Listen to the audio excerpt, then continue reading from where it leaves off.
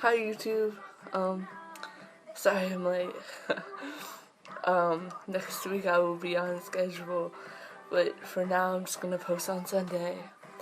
And our topic this week is support in coming out. Like, I don't know, I don't really have that much to say on this subject. I mean, in coming out is just something we have to do, and I personally, for me, I spent a lot of time just in the mirror saying what I was going to say to my parents, even though I didn't say any of that. I still practiced it in the mirror, and I guess that kind of helps. Or even just talking to a sibling, if you have a sibling, or your closest friend, or maybe a family member that you think would understand. But if it isn't safe, don't do it. Just don't. You'll have plenty of time to make up when you're older and all that stuff, so don't do it if it's not safe. And there's plenty of youth LGBT centers that you can go to now, or even online chat rooms for specifically that, and you can talk to other people, or you can even talk to us on Twitter or Facebook. Yeah, you can talk to us there. The links for that are in Keegan's last video. And then support, if you have good friends, if you have a best friend at least, you will always have at least one person supporting you, because your best friend is usually ride or die, no matter what. And if you have a sibling, your sibling will probably understand more than maybe your parents will, and talk it out with them, because that's what I did.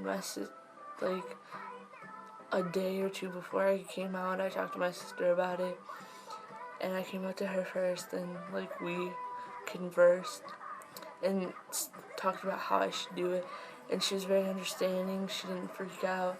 My parents didn't freak out either, but they were still kind of taken back by the whole situation, and were just oh. And especially if your friend's coming out as trans or something, be very, very open-minded and very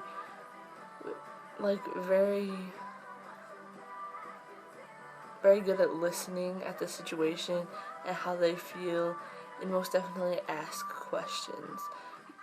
If you don't understand what your friend's coming out as, or what it is, or how they're feeling, always ask questions, because that makes them feel better, makes them feel like you want to understand. Even if you can't fully understand all of what they're going through, at least ask questions. And if your friend doesn't know how to answer the questions, always look stuff up and tell them you found this on the internet, and maybe that can help them. Or if your friend's trans and looking for a gender therapist or something like that, maybe help them out and try to look for one for them, or point them in the direction of someone that you could maybe help them, or something like that. Or if your friend is freaking out and thinks their parents might know and might freak out about them coming out, just point them in the direction of maybe an LGBT youth center or chat room, or you just talk to them and stuff like that, just to make them feel better, calm down about the situation.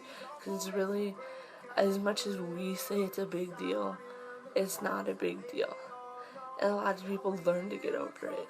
It's mostly the initial shock. Okay, someone explained it to me like this. Say you had a unicorn or a Pegasus are the ones that fly, Pegasus, and you raised it from a little itty bitty baby, hoping that you'll get to fly it everywhere someday. And then your Pegasus comes to you when it gets older and tells you that it wants to be a horse. you're gonna be disappointed, right? Because you're not gonna get to fly your Pegasus everywhere and be like, yeah, I got a Pegasus. It's gonna be a horse and it's not gonna fly. But you're gonna learn to get over that because you raised it since it was little and it's your Pegasus, right? Yeah, so that's kind of like a better concept of way to put it. I mean, that's the only reason parents freak out, because they're not expecting you to say that. I mean, they raise you in this image of what they expect, what their parents expected, what their parents expected, and yeah, it might not always happen, and they get over it. They're like, oh, cool, that's not what's up, alright, and they sort it out. And if your parents don't do that, then that's awful, but you always have friends and just outside people that will support you no matter what. And if you don't have anyone, you always have YouTube. I mean, all your YouTubers create a YouTube and just vent about it, maybe, and that could even get you friends that feel the same way, that have gone through the same thing. Just always think of all your options. And yeah, that's about all I have to say this week, YouTube. I hope you liked my video. Don't forget to comment so we can talk to you guys. And I hope you guys had an amazing week. And I will see you next week on Wednesday for sure. So bye, YouTube.